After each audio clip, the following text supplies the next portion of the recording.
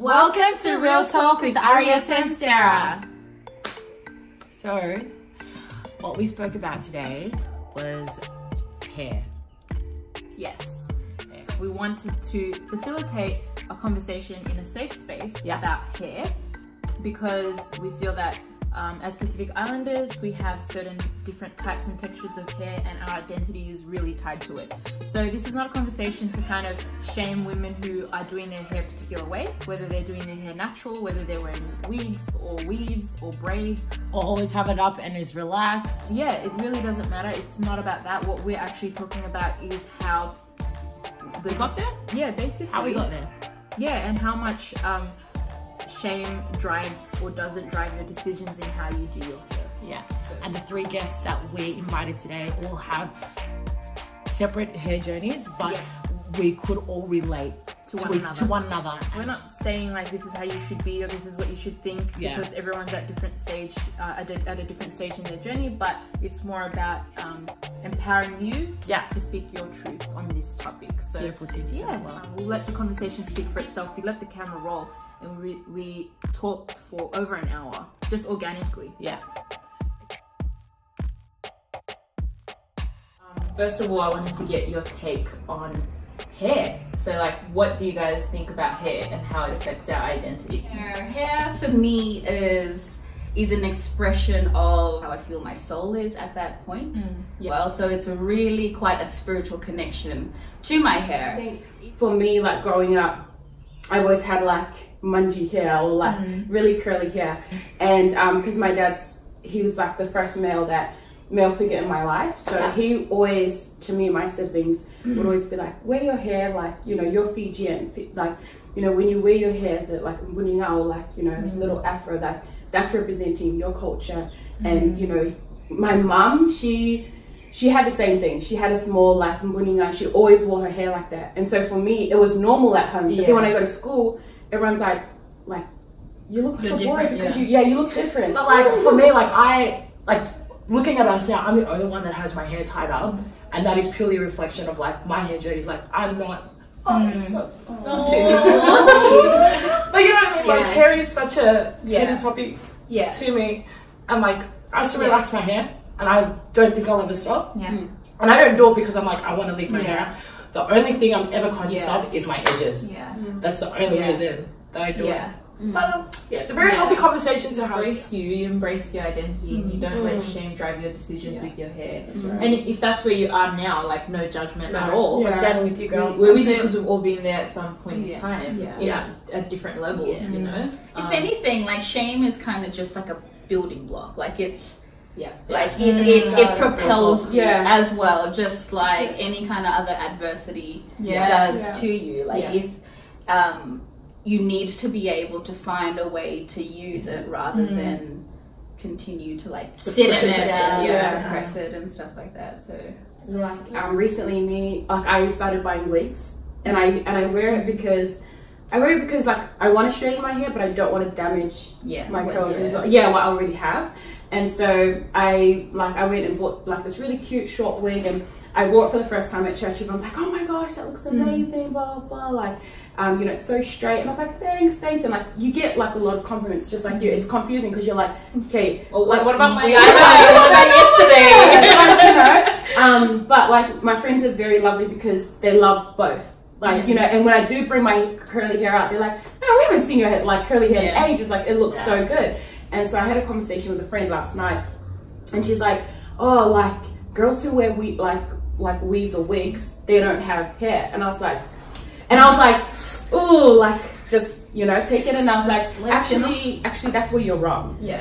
Because a lot of many reasons. I was like, there's so many reasons. A lot of women wear wigs or like they braid their hair, because I braid my hair as well, because they use it as a protective hairstyle, because they don't want to ruin, and because she's got straight hair, like, you know, it's like I had to like educate, you know, and like also like holding like that like frustration, like, girl, you don't know like what you're talking about. Like, you want to make her understand, you know, corresponding grace. So I was like, you know, like you are right at certain points. Like there are some women who don't have hair and they wear wigs. And I said, but also girls like me, like who have curly hair and I don't want to straighten and stand there and do the bicep curl for like hours and like be damaging my hair. To damage your hair. Only for it to damage my hair. It's not worth it. Exactly. It's not worth it. Like I'd rather just buy a wig, chuck it on. It looks nice and that's it. I like the variation of both. Like you know, I call my wig like when I go out, I'm like, this is a Vera wig. Like because I've got like my hair like you know out.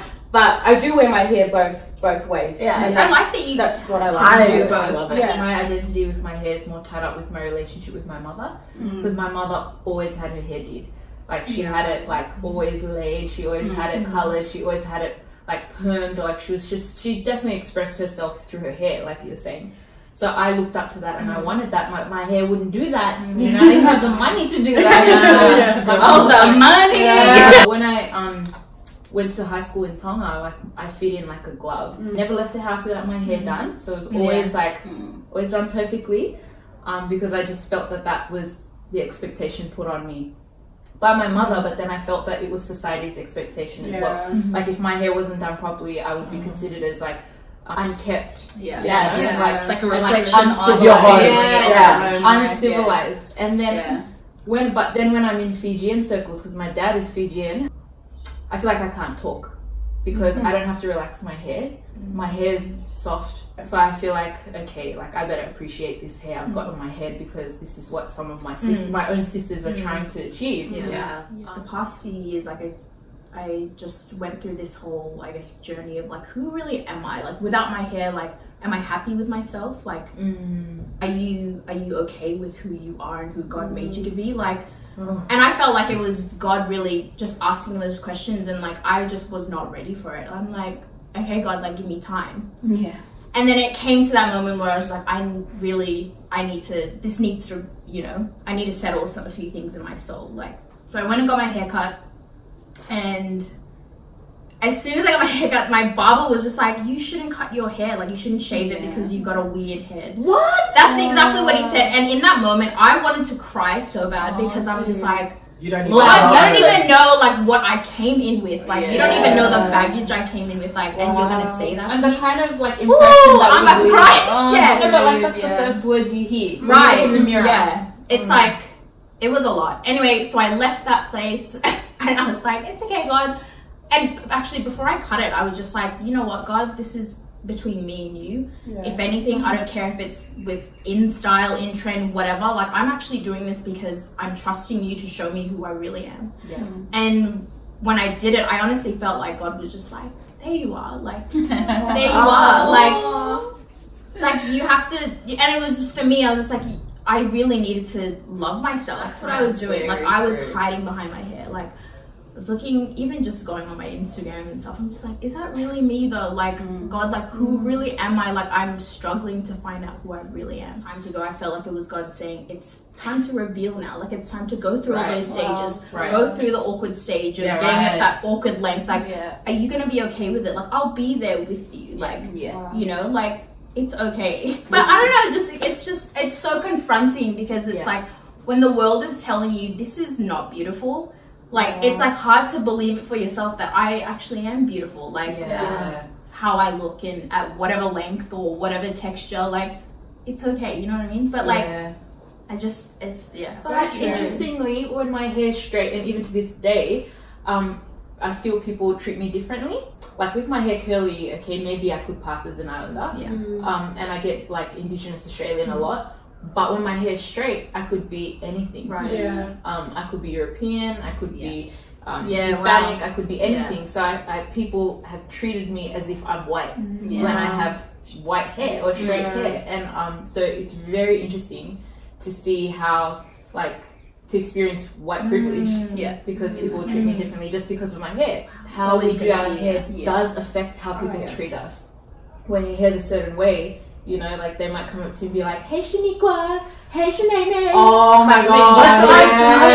And I'm like, I just have an issue. Microaggressions all day, every fucking day of my life. It's just like little aggressive things, and you're like, I think it's just when people want to be relevant. Right? They're trying to be relevant. They're trying to find common ground. So they're like, okay, I'll think of what when I think of a brown person, what do I think of? Oh, hey, Shaniqua. And it's like, no, sis, my name's actually not Shaniqua. It's Sera. Like, and when you say Shaniqua, what are you actually thinking? What are you saying? You know what I mean? And like, I just have a thing where it's like, it was basically that when people try to be relevant and people want to sort of find common ground, like, no, just talk to me like a human. So I love that we're talking about triggers, because like so much of it is like, a lot of it is like regressed and like in there so deep that we come across as angry black woman because we're just asking you to like not just black woman, angry fob. Like fobs are always fighting. I hate using that word as well. But you know, islanders are always fighting. Like, you know, black women are always angry. And then whenever you want to bring up a topic about women or about hair or about color, anything like that, it's like they're always attacking. And it's like, no, you're the one perceiving that as an attack. Like, I'm just trying to tell you it's like how I feel right now. We have to control so much of ourselves in order to be financially stable, to like anything like that. We have to hold it, repress it ourselves, because it's not palatable for the rest of the world, or the like people who don't enjoy that experience. And Sera and I were talking about this last night, that anger is just an expression of pain. And when you see someone reacting in an angry way, it's because they're flipping the power switch. Because at some point they feel like their power's been taken from them. So when they're angry, they're getting their power back. But it's just a need. It can be a knee-jerk reaction. I think people need to stop dismissing anger as like something that is born out of a lack of control. Maya Angelou said this: a bitterness is like cancer, but anger burns everything clean. So you've got to let anger out. And when people don't let us be angry, it suppresses it, and that pain just gets worse, and it regresses. So that's why. And then when you just touch one curl, I'm like, they're like, where'd that come from? And it's just painful. Where did that come from? It's painful to stick up for yourself as a woman all of color. The time. Like if I'm having a conversation and people want to talk to me about certain things where I'm like, you actually have no idea, you cannot add value to this conversation. And I don't know if it's like, and I think it's basically that is because for so long I have just oppressed the, you know, like the cheeky comments and the stupid banter that really, like, when I walk the other direction, like I'm wiping a tear because I'm like, fuck, that hurt. So true. It's so true. You know, it's such a pain point. It's also a lesson for like anything. Absolutely anything. Like not even just black people or people with beautiful hair like ours, like just talk to them as a human being, as a person, so that you're not like, because I know that people are gonna say, how, like, are we supposed to think about all of that when we talk to you? Like, now I have to like think about what I have to say. I have to walk on eggshells. Exactly. And it's like, oh, how do I know that you have triggers? It's like everyone has triggers. Just be nice. Be considerate, empathetic, compassionate. Like, whatever the emotion is. So true. Just do that instead of what you're currently doing. That's so true. I think too, like, our conversation shows how much of a deeper issue it is, and how it connects to other areas of our life, like our relationship with the men in our lives. Like, you know, so often, like, as a Fijian woman, like, I'd go out and, like, you know, you have your hair a certain way, and then boys, like, we've spoken about this before, you know, boys are like, say, like, manji, or, but, like, what our men don't actually realize, like, we feel the shame, but the shame comes from our men. But if our men were like, yes, Mama, like, I love your hair, then we would feel so much more comfortable to just have our hair the way it is. But for me, like, a lot of my shame comes from, like, my cousins, or, like, you know, like, just people of our own people. Like, any of our boys, or any boy that's watching, like, really be intentional about the words that you speak over your women. Your daughters. Your cousins. But like what you say, Doris, I think we have to be intentional about how we receive those words too. Because like if you question, we have to be critical thinkers and not accept everything that's thrown our way. Definitely. Because the world will never change. But we can try and make it a better place and try and educate people, even though it's kind of not our job. It's like the victim has to educate. We have to go through a lot of self-analysis, and how you were saying, like, the victim needs to educate. But you know what? I'm so okay with that. But it would be nice if the audience was listening. Yeah. So if I just ask you to approach this in a different way, take it in, rather than say, why do I have to change the way that I behave? Like, why am I the one that needs to adjust? Like, why can't you just take it? And you're just like, okay, here we go.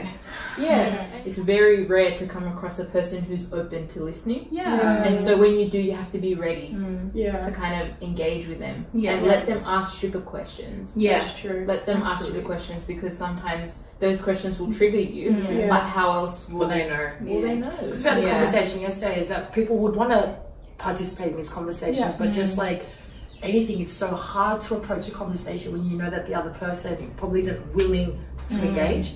So like for me, it's definitely a lesson that for me to stick up for myself better. That's something that I've learned this year, is that I don't stick up for myself. I want to stick up for myself better, but I don't, because I don't want to come across as angry or as too much, or you know, can't take banter. You know, it helps to have a script. And that's like just to know how to respond. Because in the moment you can be so overwhelmed with shock, anger, like fear, that sometimes you're in fight or flight mode, or freeze. Like you just kind of like, I gotta work with this person. Like I can't really be going off at them. But how do I address this?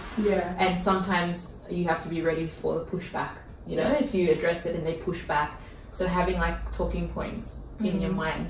And that takes self-reflection. Like each of you have said in terms of don't touch my hair, it's like don't touch me. Essentially. Essentially. Like having consented. Like I have not given you permission to touch me. Like that's so my gosh, like, I feel so violated. Even when I have protective hairstyles, so braids or anything, they just want it. Why? Just like, I don't know if you know what this question is when your hair's done. Honestly, is that your real hair? Oh my gosh! You know what? I get that a lot. I have this beautiful Caribbean girl. Hi, Mary. Who does my hair, and she's like, you know, if you want to wear a wig and people ask you, is this your hair, then you say fucking yes, because I bought it. I'm like, yes. It is. It's such a like, that is this your hair just gets to me. But it's actually a privilege that you know, I've found my one or two that know how to like help me feel beautiful. Without a doubt. I think that's why we go to them, because they do make us feel like beautiful. Like Soph, my God, we love you, girl. I know. Like she was amazing. She's amazing. It's really important if you're working in this industry that you educate yourself through reading, watching, but also talking to your customers. On a closing note, if you could just, I guess, summarize your insights of today, like maybe one or two things that you picked up or take away from today that you think you could share with the audience, what would that be? I think we really enjoy having the conversation, or any conversation. Like if you were curious, if you're interested, if you're afraid, like there's women out there, there's people out there who want to talk about it as well. Like we could go on forever. So just start there, really. Create the space. Create the space. Find a space. I think for me, is like just owning my hair and finding that it's actually a privilege to you know, like have this kind of hair, and it's a privilege, like what you said, Doris, is you know, for specific people to know how to do your hair. And I think for me is that's what I'll walk away with, is just owning it and knowing that I'm not alone on this journey, but we're all on this journey. I think for me, like just having the conversation and just getting it off my chest, and like just because I've had such a personal, I guess, journey between me and God. I've only had this conversation, like I've actually never really had this conversation, but just like now talking about it has just helped me, you know, put it out there into the world. Whatever you do. Oh, like this topic makes me so happy. Like I just think there's never been a conversation like this. I've read a book about it, but like it really sort of opened up my eyes to the things that I sort of was like, oh, I'm just overreacting to, being like, no, that's real pain. You know, and having this conversation with you girls has really opened up my eyes that I'm not in this alone, and that we're more alike than we think, and that I actually want to be more willing to help people understand me. and not just accept what they have to say because I don't want to come across as too much.